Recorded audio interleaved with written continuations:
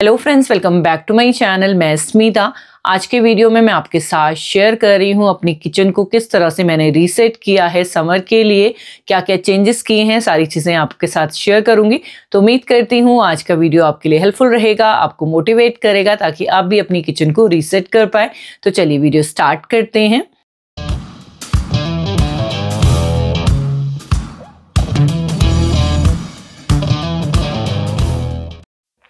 सुबह सुबह का टाइम है, ब्रेकफास्ट वगैरह हमारा सारा हो चुका है। मेड अभी नहीं आई है तो किचन में प्लेटफॉर्म वगैरह सारा क्लीन करके रख देती हूँ जब तक वो आती है। बट आज मुझे डीप क्लीन करना था, किचन काउंटर टॉप को रीअरेंज भी करना था। तो सबसे पहले मैंने एक तरफ का जो काउंटर है ना वो खाली किया, जो मेन इस तरफ है। तो यहाँ के जितने भी ग्लास जार वगैरह हैं वो सारे मैंने हटा दिए। नॉर्मली जब हम क्लीनिंग करते हैं तो ऊपर ऊपर से क्लीनिंग हो पाती है, बट जब भी आपको डी क्लीन करना है या किचन को अच्छे से अरेंज करना है दोबारा, तो उसके लिए सामान को पूरा हटा दीजिए। उसमें इजी रहता है क्लीन करना भी, साथ ही डी क्लटर भी इजीली हो जाता है और उससे एक नया लुक आ जाता है किचन में, या घर के किसी भी कोने को आप इस तरह से कर रहे हैं। तो यहाँ पर गैस वगैरह मैं ऑलरेडी वाइप कर चुकी थी, तो बस यहाँ पे ये जो कोना मैंने खाली किया ना, इसकी जितनी भी डस्ट वगैरह बैक साइड में थी वो सारी मैं इस तरह से झाड़ दूंगी। और अब सबसे पहले मैं ना जाले क्लीन करूँगी, क्योंकि विंटर्स में ये सारी काम हम नहीं करते हैं नॉर्मली, क्योंकि विंटर्स में जाले वगैरह कम ही दिखाई देते हैं। पर जैसे जैसे समर आ रही है तो जाले भी मुझे थोड़े बहुत दिखाई देने लगे थे। तो मैंने कहा सबसे पहले ये माइक्रोफाइबर का जो डस्टर है ना, इससे मैं जाले क्लीन कर लेती हूँ, ताकि नीचे फिर क्लीनिंग हो जाती है, उसके बाद फिर जाले क्लीन करने की वजह से ना धूल वगैरह थोड़ी बहुत गिर जाती है। वैसे तो ये माइक्रोफाइबर का जो डस्टर है ना बहुत ही अच्छा है, जितने भी जाले या धूल वगैरह ना इस पर आराम से चिपक जाती है, नीचे बहुत ज़्यादा कुछ भी गिरता नहीं है। तो ये देखिए काफ़ी सारे जाले इस पर आ गए थे। यहाँ पे ये कर ही रही थी तभी लाइट पे भी मैंने थोड़े बहुत जाले क्लीन कर लिए। इसके बाद यहाँ पे जो डस्टर लिया है ये माइक्रोफाइबर वाला, इससे मैं सारा जो बारीक बारीक कण होते हैं ना उनको साफ कर दूंगी। तो यहाँ पे नीचे प्लेटफॉर्म आप देख ही सकते हैं, बिल्कुल क्लीन है। रेगुलर बेसिस की जो क्लीनिंग होती है ना उसकी वजह से क्लीन ही रहता है। बट आज मैं डीप क्लीन करूंगी तो सारा सामान हटाऊंगी। एक तरफ का मैं हटा चुकी हूँ, दूसरी तरफ का जो सामान है ना वो भी मैं साथ के साथ खाली कर रही हूँ।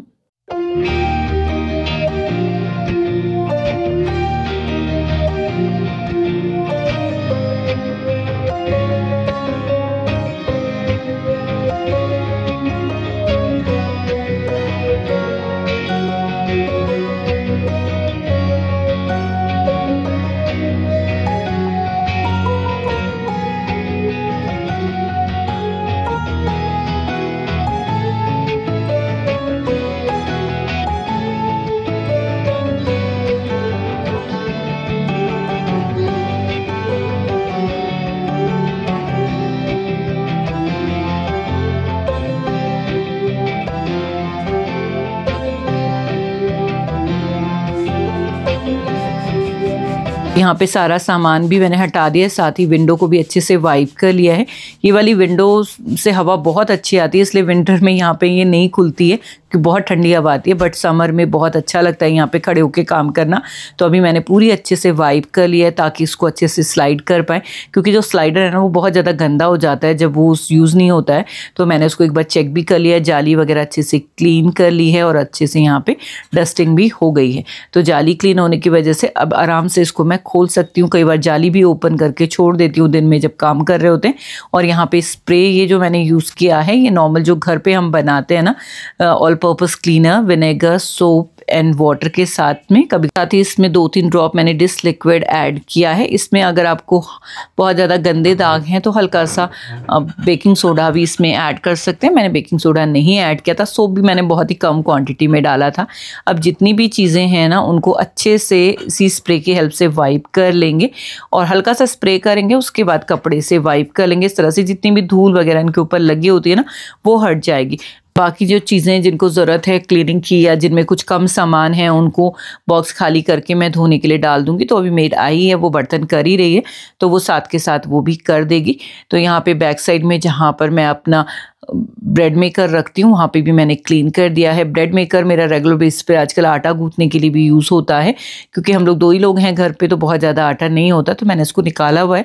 इसी में ब्रेड भी बन जाती है और हमारा आटा भी नीड हो जाता है। तो उसको भी मैंने अच्छे से वाइप कर लिया और इसको मैं इस तरह से कवर करके रखती हूँ ताकि इसके ऊपर डस्ट वगैरह नहीं आए। तो ये वाला कर दिया मैंने एरिया क्लीन। साथ ही जो हमारा नाइफ सेट है ना, वो भी विंडो पर था और मैंने जैसे कहा ना कि विंडोज़ पर खुली नहीं है, बंदी थी, पर धूल फिर भी आ जाती है। एक्चुअली जो नाइफ हमारे यूज़ हो रहे हैं वो तो रेगुलर बेस पे क्लीन होते रहते हैं, पर इसमें इतने सारे नाइफ है ना, कुछ कुछ जो हैं वो यूज़ नहीं होते हैं, तो उनको इस तरह से अच्छे से मैं साबुन से साफ़ कर लूँगी। और साथ ही इसके स्टैंड के नीचे भी ना काफ़ी धूल इकट्ठी हो जाती है, तो उसको भी अच्छे से ब्रश की हेल्प से क्लीन कर लेंगे और इनको हम ड्राई करने के लिए छोड़ेंगे।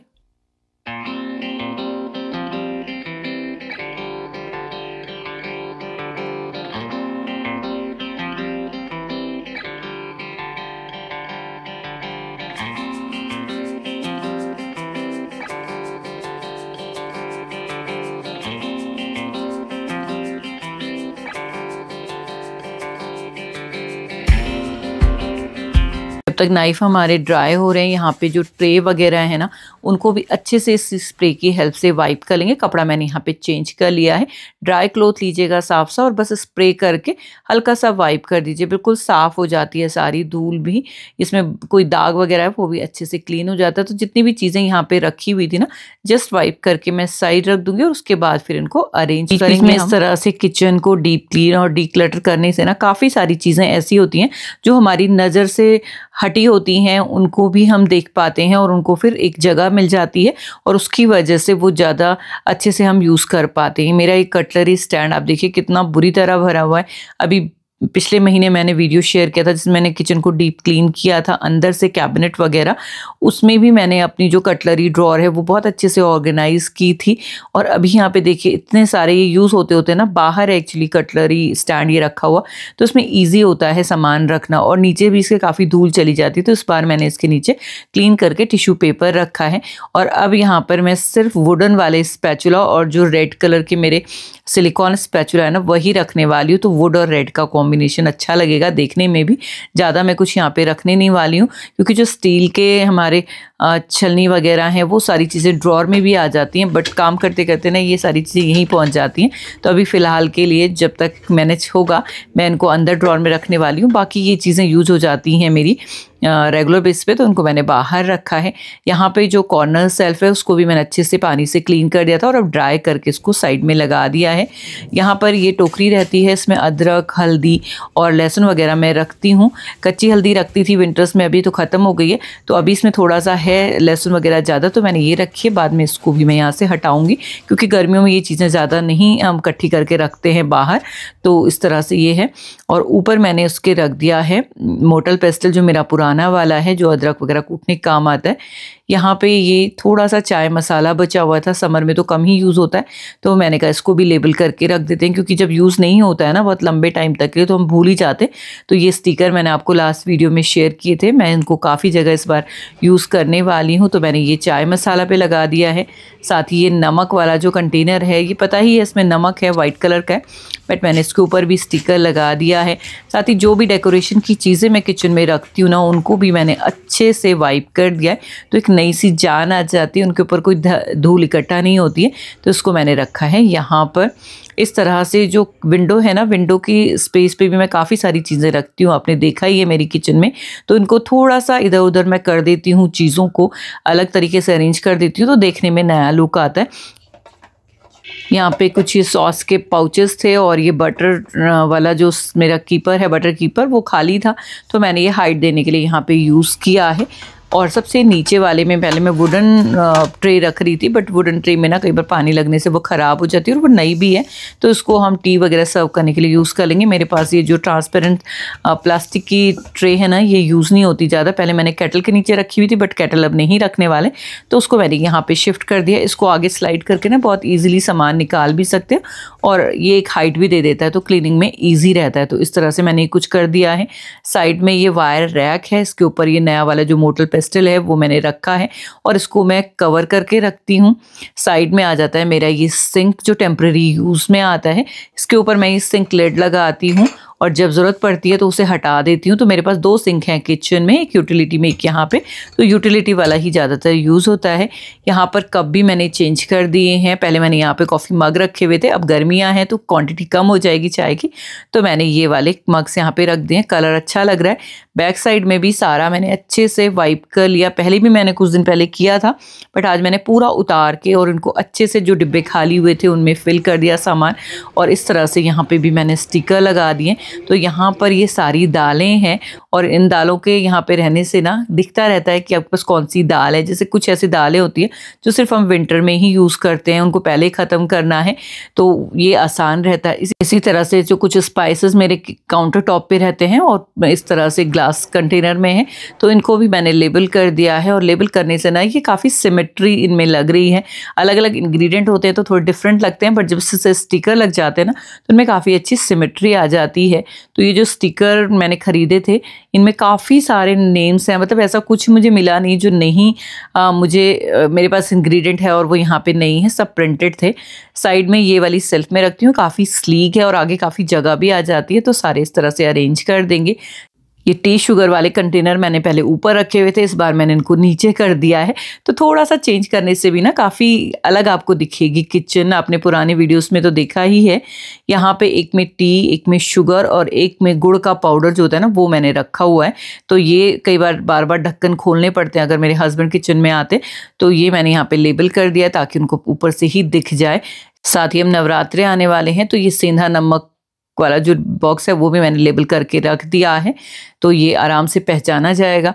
इस तरह से सारी चीज़ें यहाँ पे मैंने कर दी। जो कम यूज़ होने वाली हैं वो मैंने पीछे की तरफ रखी हैं, बाकी जो रेगुलर में यूज़ होती हैं वो मैंने फ्रंट में रखी हैं। तो इस तरह से यहाँ पे ये कुछ स्पेस मेरा बन गया है। और ये रैक काफ़ी स्लीक सी है, बट इसमें सामान काफ़ी आ जाता है। 2 लाइन में भी आप आराम से रख सकते हैं। ऊपर तो बॉर्डर बनाओ, बट नीचे वाले में ना अगर बड़े कंटेनर रखेंगे तो आराम से उसे आप रख सकते हैं। साइड वाली जो जगह है यहाँ पे केटल मेरी रहती थी पहले, बट अब यहाँ पे ये वुडन ट्रे में रखूँगी और यहाँ पे मैं रखने वाली हूँ अपनी रेगुलर यूज़ होने वाली वाटर बॉटल्स। तो ये तांबे का जो जग है वो मैंने रखा है और साथ ही एक ग्लास बॉटल, साथ ही यहाँ पे ग्लास भी मैं रख देती हूँ, या फिर इस तरह से सिपर जो हम मॉर्निंग में ड्रिंक के लिए यूज़ करते हैं। तो इस तरह से ये जगह मेरी अरेंज हो गई है, काफ़ी कलरफुल और क्लीन लग रहा है सारा कुछ। लाइटर को भी मैं इसके ऊपर रख दूंगी। अब आ जाते हैं नेक्स्ट साइड, तो ये मैं आपको दिखा देती हूँ। ये ऑलरेडी मैंने सेट कर दिया था। साइड में जो जगह थी वहाँ पे मैंने ये सारे लिड्स वगैरह रख दिए हैं। ओवन वाली जगह भी मैंने ज़्यादा चेंज नहीं की है, सारी जैसी थी, बस क्लीन करके वाइप कर दिया है। साइड में एक हुक लगा हुआ है जिसमें मैंने एप्रन अपना और ये ग्लव हैंग किया हुआ है। और इस तरफ पीछे आ जाती हैं सारे दालों के कंटेनर और कुछ इसमें स्पाइसेस भी हैं जो मैंने लेबल किए हुए हैं। ओवन के आगे मैं इस तरह से टॉवल ज़रूर हैंग करके रखती हूँ। इससे क्या होता है, जब गर्म भी होता है ना ओवन का डोर, तो आपको होल्ड करने में इजी रहता है, कुछ चीज़ निकालनी है तो इजी रहता है।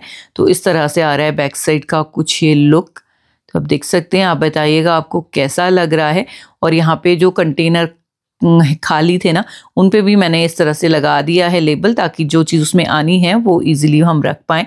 ऊपर भी जो सेल्फ है वहाँ सारे ब्रेकफास्ट रिलेटेड आइटम रहते हैं, जैसे सूजी है, बेसन है। तो बेसन जैसे ख़त्म हो गया था तो मैंने उस पर लेबल लगा के रख दिया, जस्ट अब उसे फिल करना होगा। तो इस तरह से था ये बैक साइड वाला लुक। अब आ जाते हैं जो कैबिनेट है मेरे यहाँ पे साइड में, इसको मैंने कुछ ही दिन पहले अरेंज किया था। यहाँ पे ये इसका क्लोथ भी चेंज किया था, तो आज मैं फिर अगेन इसको चेंज करूँगी और यहाँ पे थोड़े से चेंजेस और भी करने वाली हूँ। तो सबसे पहले तो इसको करेंगे खाली। यहाँ पे अच्छे से वाइप करने के बाद ये एक क्लोथ हम इसके नीचे बिछा देंगे, ताकि कभी कुछ भी चीज़ यहाँ पे रखे ना तो स्क्रैचेस वगैरह ना आए। यहाँ पर ये वाइट कलर की जो सेल्फ मैंने रखी है ना, ये बहुत ज़्यादा तंग मुझे करती है हर बार ही। तो इसके ऊपर काफ़ी गंदा हो गया था, तो ये जो मेरे पास वॉलपेपर पड़ा हुआ था तो इसी को मैं इस पर लगाने वाली हूँ ताकि थोड़ा सा नीट लुक लगे। वाइट है ना तो बहुत जल्दी गंदी लगती है। इसके ऊपर मैंने पिकल वगैरह के जार रखे हुए थे, तो काफ़ी ऑयल ड्रिप हो गया था और ऊपर काफ़ी गंदा सा ये लग रहा था। तो अभी यहाँ पे ये मेज़र करके इसको कट करेंगे, फिर इसको हम करेंगे कवर, और देखने में काफ़ी अच्छा उसके बाद ये लगने वाला है।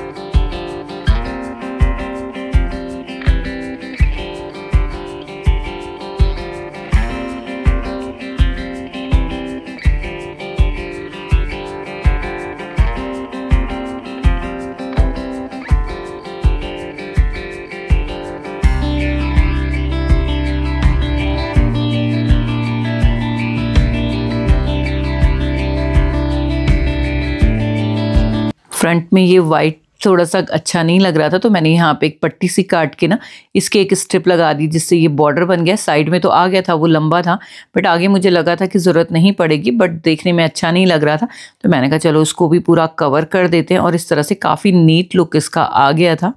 तीनों तरफ का जो बॉर्डर है ना वो इस तरह से मैंने कवर कर दिया और इससे काफ़ी नीट लुक आ रहा था।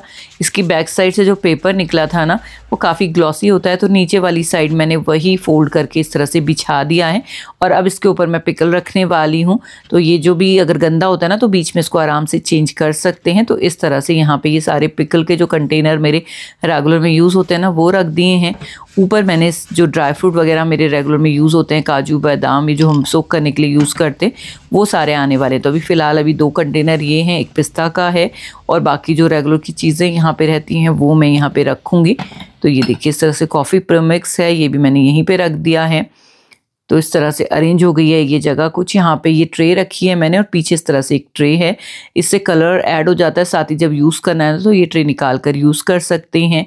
बैक साइड में मैग्नेट की हेल्प से ये DIY बास्केट मैंने लगा दी, जिसमें पेन और डायरी वगैरह रखती हूँ। फ्रंट में जो ये सेल्फ है ना इसके ऊपर फ्रूट्स वगैरह ही रहते हैं और यहाँ पे अधिकतर जो चीज़ें हम लेके आते हैं ना वो डंप हो जाती हैं, तो इसको भी मैंने क्लीन कर दिया है। जितने दिन खाली रहेगा उतने दिन रहेगा, क्योंकि घर है ना कुछ ना कुछ चीज़ें नई आती रहती हैं, तो फिर कुछ ना कुछ जगह हमारी घिरती रहती है। यहाँ पे जो ये लाइट्स थी इसके ऊपर भी बारीक बारीक धूल मुझे दिख रही थी जब मैंने पास से देखा। जाले तो मैंने साफ़ कर दिए थे, तो इसके ऊपर भी ये सेम स्प्रे मैंने डाला है और अच्छे से एक सूखे कपड़े से ना इसको वाइप कर लिया है। और जब भी आप इस तरह के लाइट वगैरह के ऊपर स्प्रे करें ना तो एकदम उसको यूज़ नहीं करें, यानी कि जलाएं नहीं, अच्छे से ड्राई हो जाने दें, फिर कोई इशू नहीं है। तो यहाँ पे साइड में जो प्लाई थी उसको भी मैंने अच्छे से क्लीन कर दिया है और अगेन यहाँ पे फ्रूट अरेंज कर दिए हैं। तो इस तरह से किचन पूरी क्लीन हो गई है। अब जितनी भी धूल वगैरह नीचे थी ना वो मैं एक बार क्लीन कर दूंगी। वैसे मेड पोछा झाड़ू करके चली गई है जिस बीच में सारा काम कर रही थी, क्योंकि उनका अपना टाइम बंधा होता है, उन्हें मैं नहीं रोक सकती। और मैंने कम से कम 3-4 बजे ये काम ख़त्म किया था अपना। तो अभी मैं वैक्यूम यहाँ पे कर दूंगी और हल्का सा रोबो की हेल्प से इसमें पोछा भी कर दूंगी।